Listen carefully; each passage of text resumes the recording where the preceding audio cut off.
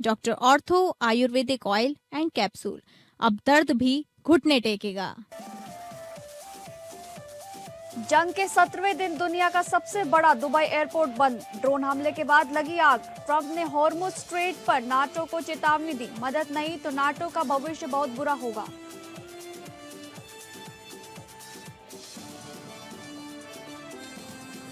ओडिशा के कटक में अस्पताल में लगी भयानक आग। आईसीयू में भर्ती 10 मरीजों ने गंवाई जान। अस्पताल अग्निकांड की होगी न्यायिक जांच। सीएम मांझी ने 25 लाख मुआवजे का किया ऐलान।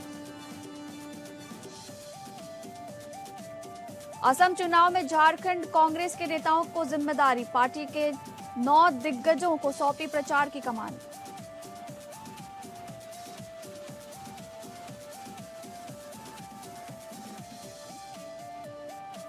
नमस्कार, आप सभी का स्वागत है टॉप अपडेट में। मैं हूं आपके साथ शालिनी राणा। शुरुआत करेंगे टॉप अपडेट की।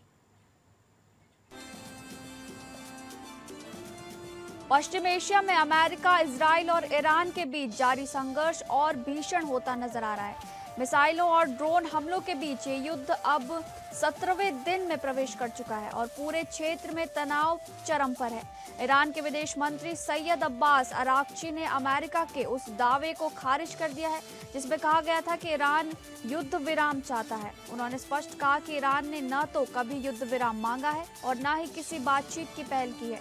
वहीं अमेरिका के राष्ट्रपति डोनाल्ड ट्रंप ने सहयोगी देशों से हॉर्मुज जलजमरू मध्य की सुरक्षा के लिए युद्धपोत भेजने की अपील की है और चेतावनी भी दी है।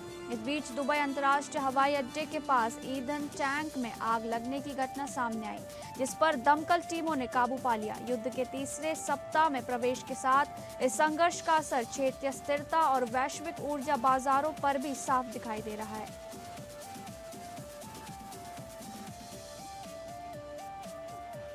ओडिशा के कटक स्थित एससीबी मेडिकल कॉलेज में हुए भीषण अग्निकांड के बाद सरकार ने न्यायिक जांच के आदेश दे दिए हैं। मुख्यमंत्री मोहन चरण मांझी ने घटना की विभागीय और न्यायिक जांच कराने की घोषणा की है। साथ ही मृतकों के परिजनों को मुख्यमंत्री राहत कोष से 25 लाख रुपए की अनुग्रह राशि देने का ऐलान किया गया है। देर रात अस्पताल में अचानक लगी आग से अफरा तफरी मच गई और मरीजों को सुरक्षित स्थानों पर शिफ्ट कराना पड़ा। आग की सूचना मिलते ही अस्पताल स्टाफ और दमकल विभाग की टीम मौके पर पहुंची और राहत बचाव कार्य शुरू किया गया। कई मरीजों को आईसीयू से निकालकर अन्य वार्ड और न्यू मेडिसिन आईसीयू में स्थानांतरित किया गया, जहां उनका इलाज जारी है। प्रधानमंत्री और मुख्यमंत्री ने घटना पर दुख जताते हुए घायलों को बेहतर उपचार देने के निर्देश दिए हैं।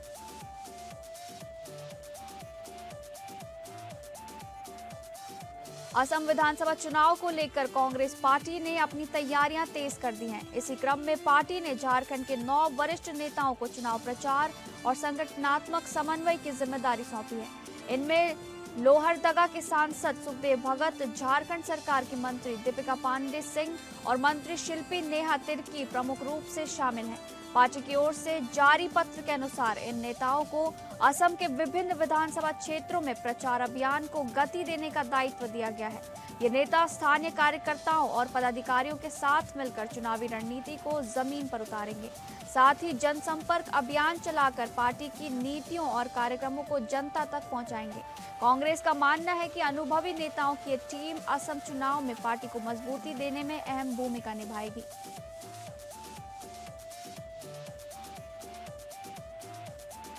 छत्तीसगढ़ के मुख्यमंत्री विष्णुदेव साय आज बलरामपुर पहुंचे, जहां उन्होंने भारतीय जनता पार्टी के जिलाध्यक्ष ओम प्रकाश जायसवाल के निवास पर जाकर शोक संवेदना व्यक्त की।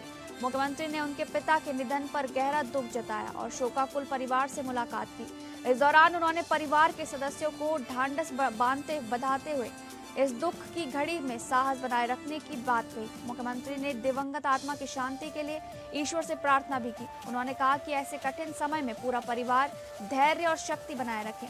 इस दौरान स्थानीय जनप्रतिनिधि और पार्टी कार्यकर्ता भी मौजूद रहे। मुख्यमंत्री के आगमन पर क्षेत्र में शोक का माहौल देखने को मिला।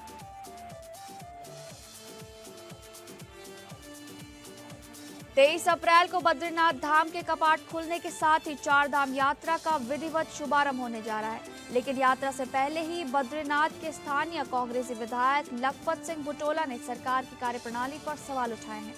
बुटोला का आरोप है कि सरकार ने मास्टर प्लान के तहत धाम क्षेत्र में बड़े विकास कार्यों का दावा किया था, लेकिन जमीनी स्तर पर केवल तोड़फोड़ हुई और आगे कोई ठोस काम नहीं किया गया।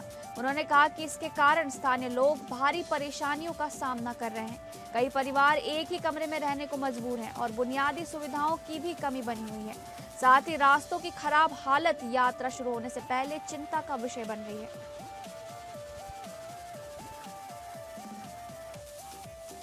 उत्तर प्रदेश के औरैया से सांडों की खतरनाक लड़ाई का एक वीडियो सोशल मीडिया पर तेजी से वायरल हो रहा है। बताया जा रहा है कि सदर कोतवाली क्षेत्र के आवास विकास इलाके में सड़क पर दो आवारा सांड आपस में भिड़ गए। इसी दौरान वहां से गुजर रहे दो साइकिल सवार अचानक इस लड़ाई की चपेट में आ गए। हालत बिगड़ते देख दोनों साइकिल सवारों ने तुरंत साइकिल से कूदकर किसी तरह अपनी जान बचाई। सांडों की भिड़ंत में उनकी साइकिल भी बुरी तरह क्षतिग्रस्त हो गई। घटना के दौरान सड़क पर कुछ देर के लिए अफरा तफरी का माहौल बन गया। फिलहाल इस पूरी घटना का वीडियो सोशल मीडिया पर तेजी से वायरल हो रहा है।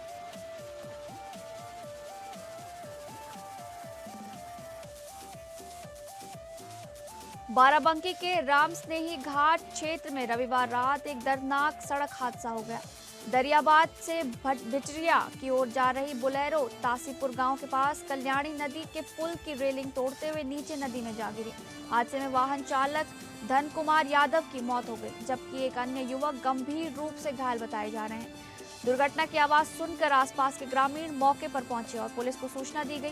ग्रामीणों और पुलिस की मदद से दोनों को नदी से बाहर निकालकर अस्पताल पहुंचाया गया, जहां डॉक्टरों ने धन कुमार यादव को मृत घोषित कर दिया, जबकि घायल युवक रवि का इलाज जारी है। पुलिस ने शव को कब्जे में लेकर पोस्टमार्टम के लिए भेज दिया और पूरे मामले की जाँच शुरू कर दी गई है। भागलपुर के बरारी थाना क्षेत्र के कोयला घाट इलाके में एक महिला के साथ मारपीट का मामला सामने आया है। पीड़िता संजना कुमारी ने आरोप लगाया है कि उसके पति, सास और ससुर ने मिलकर उसके साथ मारपीट की। महिला का कहना है कि वह न्यायालय के आदेश का पालन करते हुए अपने बच्चों के साथ ससुराल पहुंची थी, लेकिन वहां पहुंचते ही ससुराल वालों ने उसके साथ अभद्रता करते हुए मारपीट शुरू कर दी। घटना के बाद इलाके में इस मामले को लेकर काफी चर्चा हो रही है। पीड़िता ने बरारी थाना पहुंचकर पुलिस से न्याय की गुहार लगाई है और आरोपियों के खिलाफ कड़ी कार्रवाई की मांग की है। पुलिस का कहना है कि शिकायत मिलने के बाद मामले की जांच कर आवश्यक कार्रवाई की जाएगी।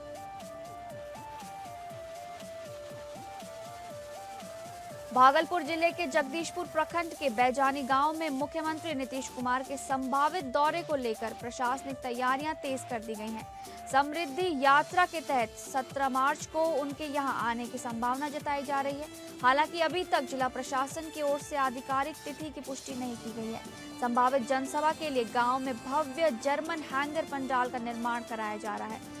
सभा स्थल के पास ही हेलीकॉप्टर से आगमन के लिए हेलीपैड भी तैयार किया जा रहा है। जिला प्रशासन के अधिकारी लगातार तैयारियों की निगरानी कर रहे हैं। सुरक्षा, भीड़ नियंत्रण और यातायात व्यवस्था को लेकर भी व्यापक इंतजाम किए जा रहे हैं। कार्यक्रम की आधिकारिक घोषणा भले ही बाकी हो, लेकिन गांव में मुख्यमंत्री के आगमन को लेकर उत्साह का माहौल है।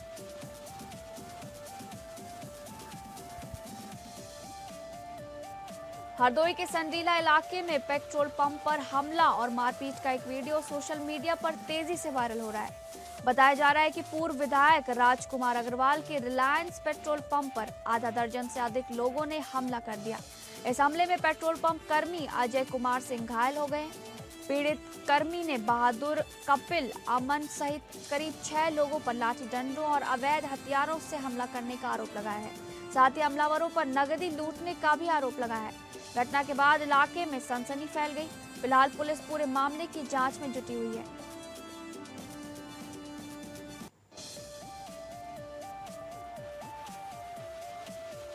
लखनऊ के जनेश्वर मिश्र पार्क के पास भीषण सड़क हादसे में एक युवक की मौत हो गई।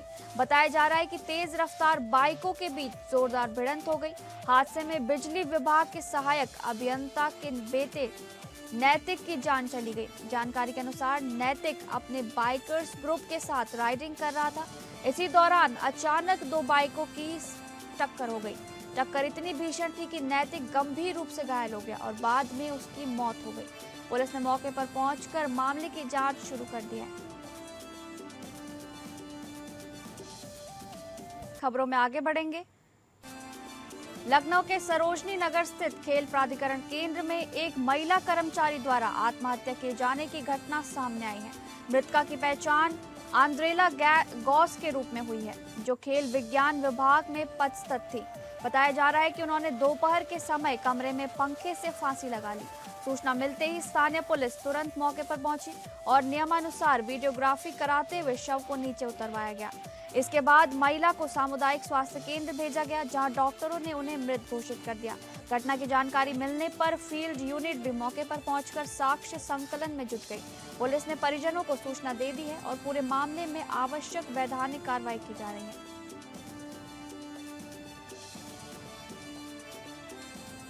छत्तीसगढ़ के मोहल्ला मानपुर जिले में नक्सल विरोधी अभियान के दौरान सुरक्षा बलों को बड़ी कामयाबी मिली है। औंधी थाना क्षेत्र के बड़े आप पहली और छोटे आम पहली के घने जंगलों में सुरक्षा बलों और नक्सलियों के बीच जबरदस्त मुठभेड़ हुई। जवानों की कार्रवाई से घबराकर नक्सली अपना कैंप छोड़कर जंगल की आड़ लेकर फरार हो गए। मौके पर पहुंची सुरक्षा बलों की टीम ने नक्सलियों के कैंप को ध्वस्त कर दिया।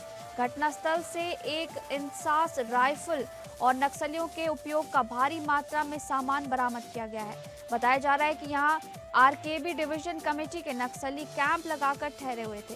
फिलहाल पूरे इलाके में सुरक्षा बलों द्वारा सघन सर्चिंग अभियान चलाया जा रहा है।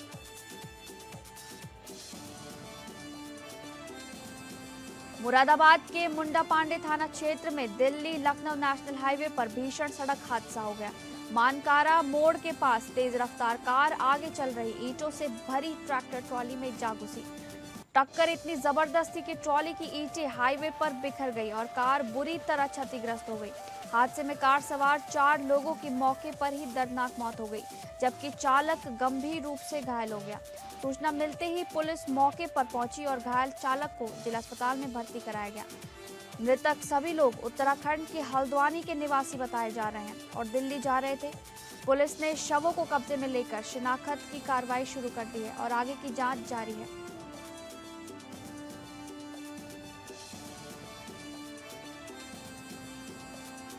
संभल जिले के बहजोई थाना क्षेत्र में इस्लाम नगर रोड पर दर्दनाक सड़क हादसा हो गया। एंग्लो वैदिक स्कूल के पास बाइक और स्कूटी की आमने सामने जोरदार टक्कर हो गई। टक्कर इतनी भीषण थी कि 3 लोगों की मौके पर ही दर्दनाक मौत हो गई। वहीं हादसे में 2 अन्य लोग गंभीर रूप से घायल बताए जा रहे हैं। सूचना मिलते ही 108 एम्बुलेंस की मदद से घायलों को प्राथमिक स्वास्थ्य केंद्र पहुंचाया गया। प्राथमिक उपचार के बाद दोनों घायलों को जिला अस्पताल रेफर कर दिया गया है। मौके पर पहुंची पुलिस पूरे मामले की जांच में जुटी हुई है।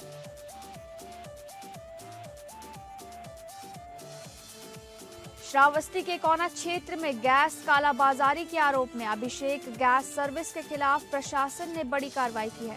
प्रशासन जिलाधिकारी के निर्देश पर नायब तहसीलदार की अगुवाई में टीम ने एजेंसी पर छापेमारी कर जांच की। जांच के दौरान करीब 45 उपभोक्ताओं ने लिखित शिकायत देते हुए गंभीर आरोप लगाए। जांच में कई खाली गैस सिलेंडर स्टॉक से कम पाए गए, जिससे कालाबाजारी की आशंका जताई गई। उपभोक्ताओं का आरोप है कि ओटीपी लेकर बुकिंग रद्द कर दी जाती थी, लेकिन सिलेंडर नहीं दिया जाता था। एजेंसी संचालक जांच के दौरान संतोषजनक जवाब नहीं दे सके, जिसके बाद अनियमितता की पुष्टि हुई। प्रशासन ने आवश्यक वस्तु अधिनियम 1955 की धारा 3(7) के तहत एफआईआर दर्ज कर आगे की कार्रवाई शुरू कर दी है।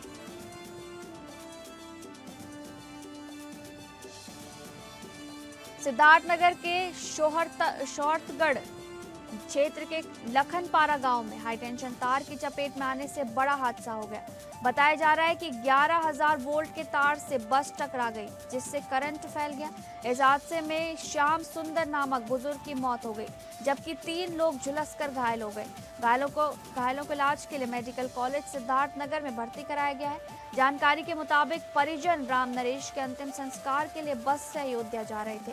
इसी दौरान गांव के बाहर मोड़ पर साइड देते समय बस लटक रहे हाईटेंशन तार से छू गई। एसडीएम विवेकानंद मिश्र ने अस्पताल पहुंचकर घायलों का हाल जाना और मृतक के परिजनों को 5 लाख तथा घायलों को 2 लाख रुपए मुआवजे की घोषणा की है।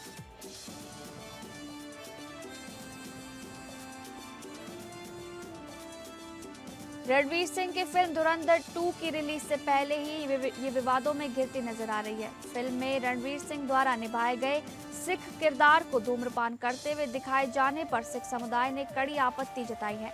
समुदाय का कहना है कि सिख धर्म में धूम्रपान पूरी तरह वर्जित है और ऐसे दृश्य धार्मिक भावनाओं को ठेस पहुंचाते हैं। महाराष्ट्र के सामाजिक कार्यकर्ता विक्की थॉमस सिंह ने फिल्म के निर्माता, निर्देशक और अभिनेता रणवीर सिंह के खिलाफ केंद्रीय फिल्म प्रमाणन बोर्ड पर और सूचना प्रसारण मंत्रालय को कानूनी नोटिस भेजा है। नोटिस में फिल्म से ऐसे सभी दृश्यों को तुरंत हटाने की मांग की गई है। साथ ही पोस्टर, ट्रेलर और प्रचार सामग्री से भी आपत्तिजनक हिस्से हटाने की बात कही गई है।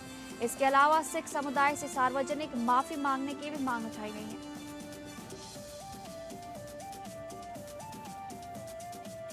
आंध्र प्रदेश के मुख्यमंत्री चंद्रबाबू नायडू ने नवविवाहित जोड़े अल्लू शिरीष और नयनिका रेड्डी से मुलाकात कर उन्हें वैवाहिक जीवन की शुभकामनाएं और आशीर्वाद दिया। अभिनेता अल्लू शिरीष ने इस मुलाकात की तस्वीरें सामाजिक माध्यम पर साझा करते हुए मुख्यमंत्री का आभार व्यक्त किया। उन्होंने कहा कि मुख्यमंत्री का घर आकर आशीर्वाद देना उनके लिए बेहद सम्मानजनक और यादगार क्षण रहा।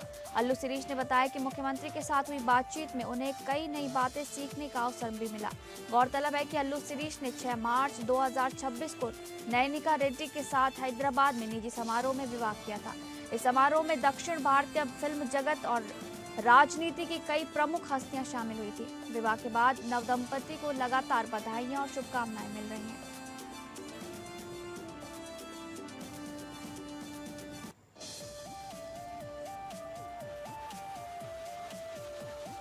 फिलहाल टॉप अपडेट में बस इतना ही। नमस्कार।